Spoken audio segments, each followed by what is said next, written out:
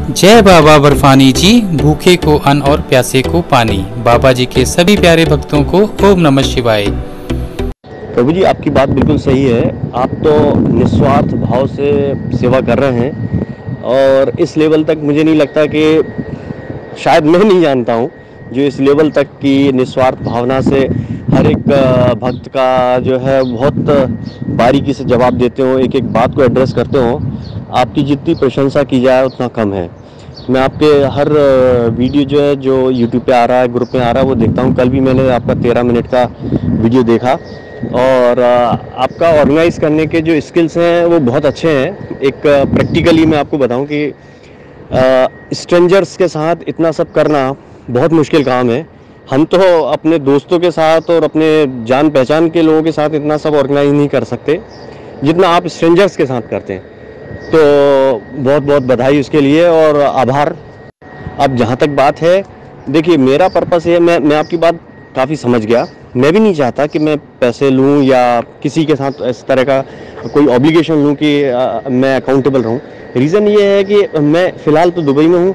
मैं पहुँचूँगा एक यात्रा के दिन ही पहुँचूँगा। जब हमें इंदौर से ट्रेन लेना है तो मैं सुबह 8:30 बजे के करीब में लैंड करूँगा और 12 बजे मेरी ट्रेन है। तो आप समझो कि बस मेरे पास दौड़ भागी रहेगी। हालांकि ये कि ट्रेन में जाके मैं आराम करूँगा और जम्मू या उधमपुर तक जो है मैं आराम करता रहूँगा। उसके बाद जो है गियर अप होऊंगा इस काम के लिए। अब क्या है, मैं ये सोच रहा था कि बहुत सारे भक्त जो हैं वो ग्रुप के साथ नहीं जुड़ पाते हैं। तो यदि इस तरह का कुछ एक ऑल्टरनेटिव अरेंजमेंट हो जाए, जो भक्त पीछे रह गए जिनका उस तारीख में नहीं मिला या 3 तारीख या 4 तारीख वाले जो भी हैं, ऐसा सिर्फ इतना ग्रुप हो जाए कि जो ट्रैवल करने में आसानी हो जाए। या तो ट्रैवलर हो जो भी 12-14 की सीट की कैपेसिटी की या इवन ज़्यादा भी होती है।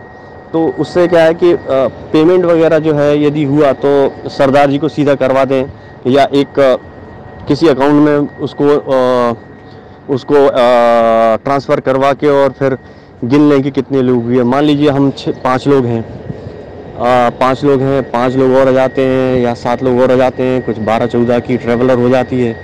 तो इस तरीके से सभी भक्तों को जो है आसानी भी हो जाएगी और काम भी हो जाएगा। सरदार जी से मैंने बात की थी कुछ 1 वीक पहले या 4-5 दिन पहले।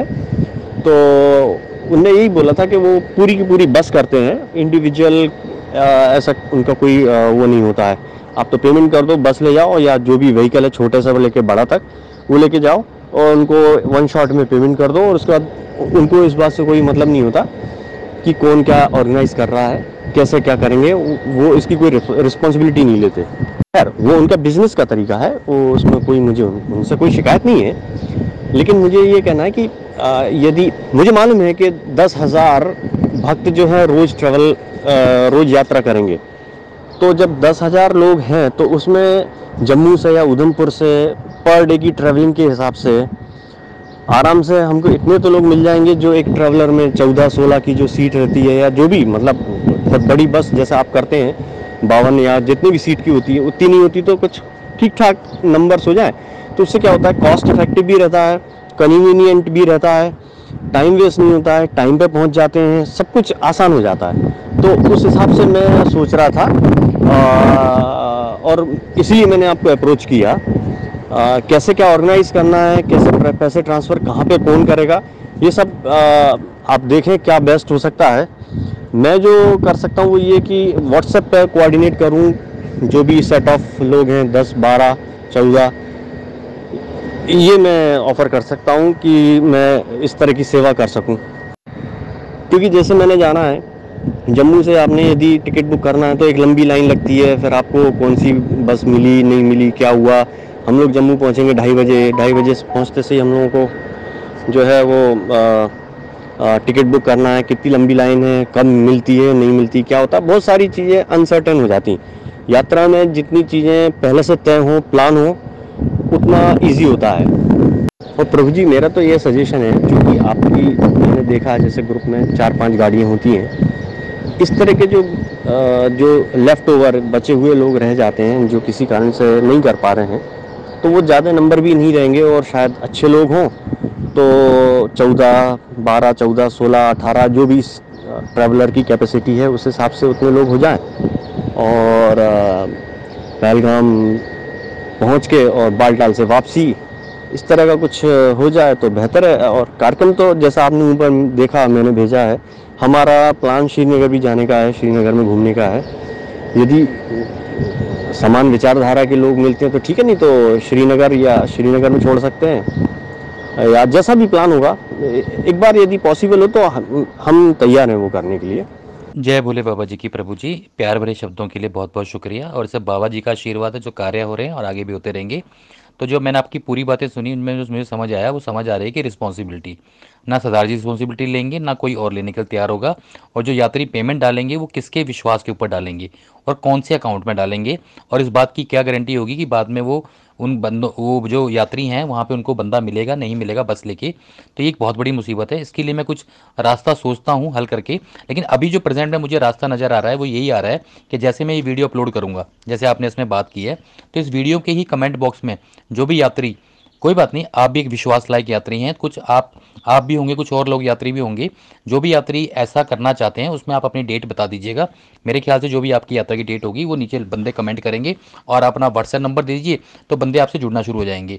तो जो भी विश्वास, अगर बातों में विश्वास होता है, व्हाट्सएप पे जुड़ के विश्वास हो जाता है, तो आप लोग फिर एक बस बुक कर लीजिए सरदार से और इकट्ठे जा सकते हैं उस डेट में।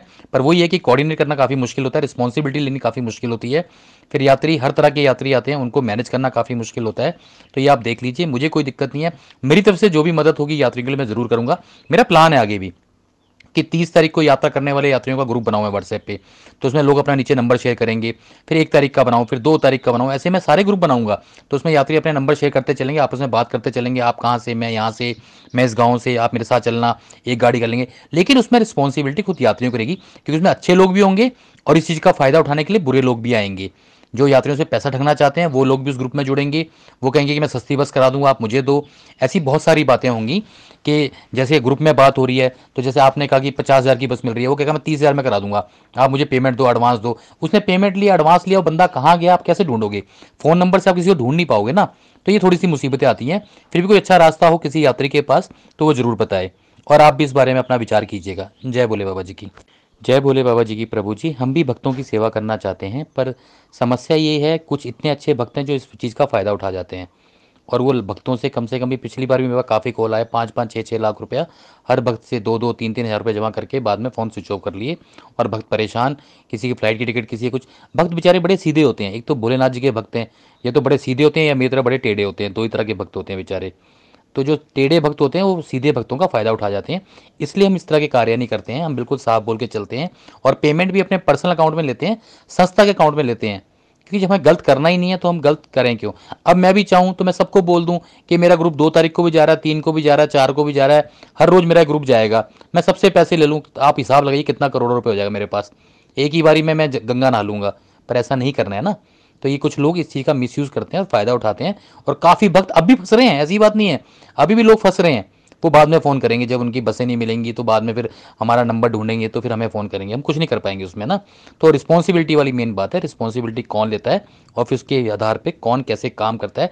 भक्त को चाहिए एक विश्वास, और कई भक्त तो बेचारे बिना विश्वास के, आप भी अभी डालोगे ना वीडियो बना के, आपको भी पेमेंट डाल देंगे बिना पूछे आप कहाँ से हो क्या है, क्योंकि उनको बस ये जाना है, हम परेशान ना हो, डरते हैं बेचारे। पर डरने की जरूरत नहीं है, जब तक मैं बैठा हूँ भोले बाबा जी के आशीर्वाद से, मैं आपको पूरा मार्गदर्शन करूंगा, पूरा रास्ता दिखाऊंगा, कहीं फंस जाएंगे तो उसके लिए बैठा हूँ मैं, क्योंकि हमारे हर जगह बंदे हैं। आप बिल्कुल परेशान मत होइए, बाबा जी की यात्रा पे जाइए।